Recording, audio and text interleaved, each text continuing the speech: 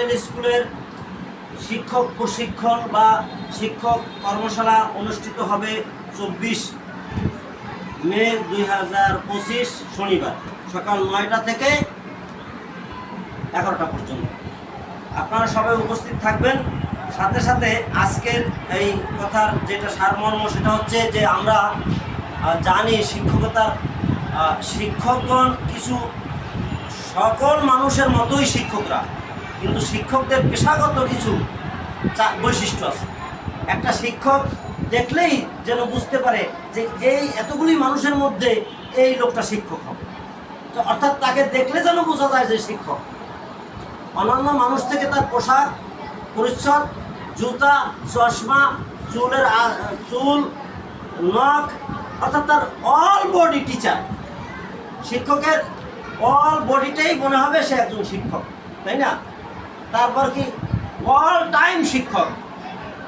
সে কথা বলার সময় প্রত্যেকটা বিষয়ই তার শিক্ষণীয় বিষয় থাকবে। সে একজন রিক্সা চালকের সাথে কথা বলে, তাকেও শিখাবার উদ্দেশ্যে বলে, কিছু একটা ভুল হচ্ছে শিখাই দেবে। সে মসজিদে যাচ্ছে, যাওয়ার পথে অসুবিধা দেখতেছে, শিখানো। সে অল টাইম শিক্ষক, অল বডি শিক্ষক, অল টাইম শিক্ষক, এবং তার প্রত্যেকটা কাজই হবে দৃষ্টান্তমূলক, শিক্ষণীয়, অল ওয়ার্ক শিক্ষক। অতএব আমাদের শিক্ষকতার যে বৈশিষ্ট্য নিয়ে আমরা শিক্ষকতা করার কথা, সেই বৈশিষ্ট্যগুলি অর্জন করবো। তাদের কথাগুলি যেমন মিনমিন মিনমিন মিনমিন করে কথা, তোমরা বাঁচাও। শিক্ষক এরকম বলবে না, এইখান থেকে শুরু করবে কথাটা, বলে ধাক্কা খাইয়ে আবার সরে আসবে। আপনাদের প্রত্যেকটা শব্দ যেন আমি বুঝতে পারি, তবে এইটা হবে না যে বাচ্চারা শব্দ শুনে ভয় পায়, তা না। অর্থাৎ এমনভাবে ভদ্র মোতাবেক শেখানোর শব্দ আলাদা, মিনমিন করার শব্দও না। আবার এই মানে যদি এখন একটা এই বাঁশি যদি মাইকের মতো বাজতে চায়, সেটা অভদ্রতা। আবার একটা মাইক যদি বাঁশির মতো বাজে, সেটা বাজবেই না।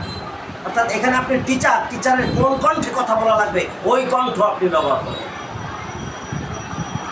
আপনার ক্লাস যদি 40 জনের, তা আপনি সেই 40 জনের শেষ বেঞ্চের মাথার যে শিক্ষার্থী আছে, সেও যেন বুঝতে পারে যে এই কথাটা স্পষ্ট যেন বুঝতে পারে, তার যেন ধারণা লাগে না আপা কি বলছেন শুনি নাই, তা যেন হয় না।